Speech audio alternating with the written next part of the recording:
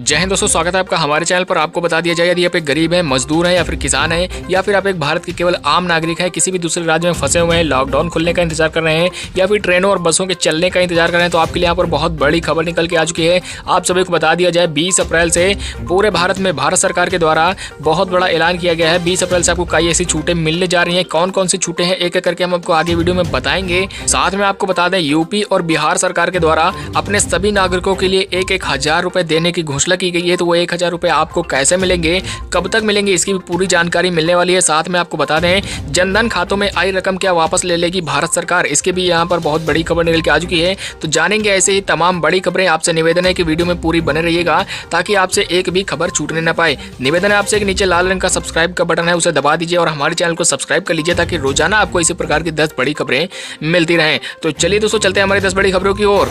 UP और बिहार के बाहर फंसे लोगों को सरकार देगी 1,000 रुपए। जी हां, दरअसल आपको बताते चलें, यूपी और बिहार के सभी नागरिकों के लिए उत्तर प्रदेश के सीएम योगी आदित्यनाथ व बिहार के सीएम नीतीश कुमार की ओर से बड़ा ऐलान किया गया है। दरअसल आपको बता दें, कोरोना के फैलने के बाद देश में 21 दिनों के लॉकडाउन की घोषणा की गई थी।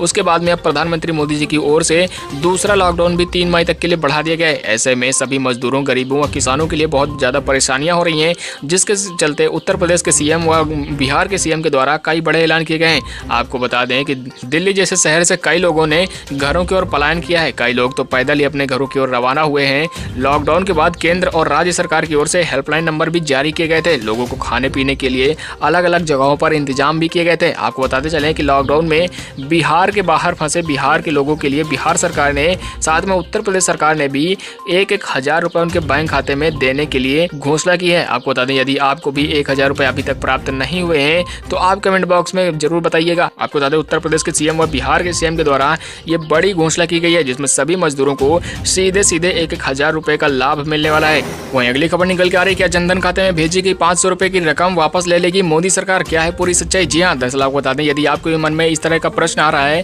कि जनधन खाते में भारत सरकार द्वारा जो 500 रुपए की रकम भेजी गई है, अगर उसे नहीं निकाला तो वापस ले लेगी मोदी सरकार, तो आप इस वीडियो को ध्यानपूर्वक देखते रहिए। क्या है पूरी सच्चाई, हम आपको बताने वाले हैं। दरअसल बता दें, कोरोना का कहर झेल रहे देश में लॉकडाउन से ज्यादा प्रभावित गरीब, किसान और मजदूर ही हुए हैं। अब लॉकडाउन 3 मई तक बढ़ा दिया गया है। ऐसे में सभी गरीबों, किसानों की मुश्किलें काफी ज्यादा बढ़ गई हैं, लेकिन मोदी सरकार और कई राज्य सरकारों ने पहले से ही लोगों के खातों में आर्थिक सहायता भेज चुकी हैं। आपको बता दें कि लॉकडाउन से सबसे ज्यादा प्रभावित गरीब, किसान और मजदूर हुए हैं, जिनके खातों में मोदी सरकार द्वारा अब तक 28,256 करोड़ रुपए की राशि भेजी जा चुकी है। साथ ही आपको बताते चलें कि सरकार ने महिलाओं के जनधन खातों में 500 रुपए 3 महीने तक के देने के लिए ऐलान किया था, जिसकी पहली किस्त भेजी जा चुकी है। तो यदि आपको अभी तक जनधन खातों में 500 रुपए की पहली किस्त नहीं प्राप्त हुई है, आप कमेंट बॉक्स में अपना नाम, अपने जिले का नाम जरूर लिखें। साथ में आप बता दें, अगर आपको प्राप्त हो चुकी है तो भी अपने कमेंट में जिले का नाम, अपने राज्य का नाम लिखना ना भूलें। यदि आपके मन में यह आशंका है कि भारत सरकार के द्वारा भेजे गए 500 रुपए यदि नहीं निकाला तो वापस ले लेगी मोदी सरकार, तो आपको बता दें, ऐसा कुछ भी नहीं है। आप जब तक चाहें 500 रुपए आपके खाते में पड़े रहेंगे, कोई सरकार आपके 500 रुपए को वापस नहीं लेगी। आप जब चाहें, जब आपकी व्यवस्था हो, तब आप उन 500 रुपए को निकाल सकते हैं। तो आपके मन से ये आशंका बिल्कुल दूर कर दीजिए, ये बिल्कुल ही गलत है।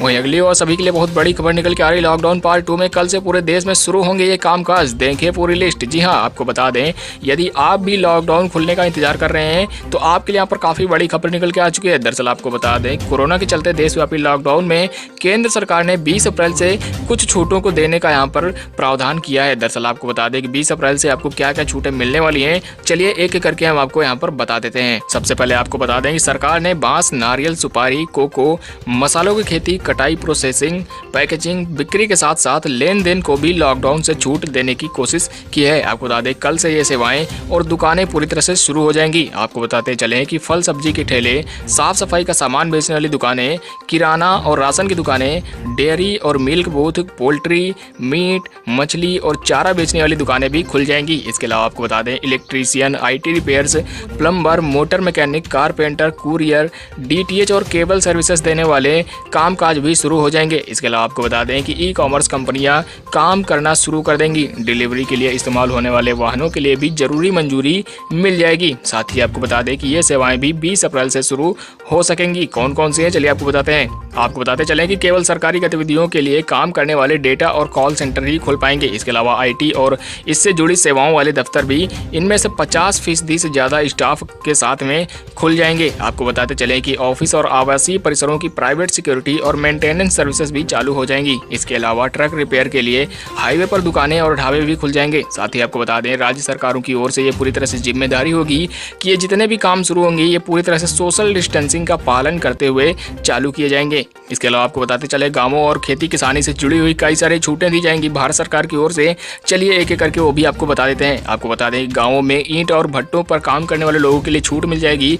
फूड प्रोसेसिंग इंडस्ट्री में काम शुरू हो जाएगा। इसके अलावा ग्राम पंचायत स्तर पर सरकार की मंजूरी वाले कॉमन सर्विसेज सेंटर भी खुल जाएंगे। इसके अलावा कोल्ड स्टोरेज और वेयर हाउस सर्विसेज भी शुरू हो जाएंगी। साथ ही बता दें आपको, फिशिंग ऑपरेशन भी शुरू हो जाएंगे, जिसमें आपको मछलियों का भोजन, मेंटेनेंस, प्रोसेसिंग, पैकेजिंग और मार्केटिंग और बिक्री हो सकेगी। इसके अलावा आपको बता दें, चाय, कॉफ़ी, रबर और काजू की प्रोसेसिंग वाले कामकाज शुरू हो जाएंगे। साथ ही में इनकी पैकेजिंग, मार्केटिंग और बिक्री के लिए भी काम शुरू हो जाएंगे। लेकिन यहाँ पर एक शर्त रखी गई है, सोशल डिस्टेंसिंग और 50% मजदूर ही इसमें काम कर पाएंगे। साथ ही आपको बता दें, दूध का कलेक्शन, प्रोसेसिंग, डिस्ट्रीब्यूशन और ट्रांसपोर्टेशन भी शुरू हो जाएगा। आपको बताते चलें कि पोल्ट्री फार्म समेत अन्य पशुपालन गतिविधियां भी शुरू हो जाएंगी। साथ में पशुओं का खाना, मसलन और मक्का, सोया की मैन्युफैक्चरिंग और डिस्ट्रीब्यूशन काम भी शुरू हो जाएगा। तो ये हैं कुछ काम जो कि आप सभी के लिए 20 अप्रैल से खुलने वाले हैं। 4 मई से ट्रेन के सफर करने की सोच रहे हैं तो निकल के आ चुकी है आपके लिए बड़ी खबर। जी हाँ, दरअसल आपको बता दें, यदि आप भी 4 मई से ट्रेनों के सफर करने के लिए योजना बना रहे हैं तो आपके लिए यहाँ पर बहुत बड़ी खबर है। दरअसल बता दें कि कोरोना के चलते पूरे देश को 3 मई तक लॉकडाउन कर दिया गया है, ताकि इसके संक्रमण को फैलने से रोका जा सके। ऐसे में ट्रेनों से लेकर हवाई यात्रा तक सभी सर्विसेज पूरी तरह से बंद हैं। और आपको बता दें कि कोविड-19 महामारी के प्रसार को रोकने के लिए भारत में 40 दिवसीय लॉकडाउन के खत्म होने के बाद भी हवाई और ट्रेन यात्रा पर प्रतिबंध लगा है। आपको बता दें कि ये प्रतिबंध 3 मई तक के लिए जारी रह सकता है। साथ ही आपको बताते चले कि इसका मतलब 4 मई से भी ट्रेनों और प्लेन की यात्रा नहीं की जा सकती है। आपको बताते चले कि यह जानकारी मंत्री समूह की बैठक में हिस्सा लेने वाले 3 अधिकारियों ने जाहिर की है। आपको बताते चले कि उन्होंने आगे कहा कि हवाई और रेल यात्रा को शुरू करने को लेकर अंतिम फैसला प्रधानमंत्री मोदी ही लेंगे। साथ ही आपको बताते चले, उन्होंने ये भी कहा कि बैठक में एक सुझाव ये भी था कि लॉकडाउन में फंसे प्रवासी मजदूरों के लिए विशेष ट्रेनें चलाई जा सकती हैं, जो कि नॉन स्टॉप ट्रेनें होंगी। इसके अलावा आपको बता दें कि इसलिए फिलहाल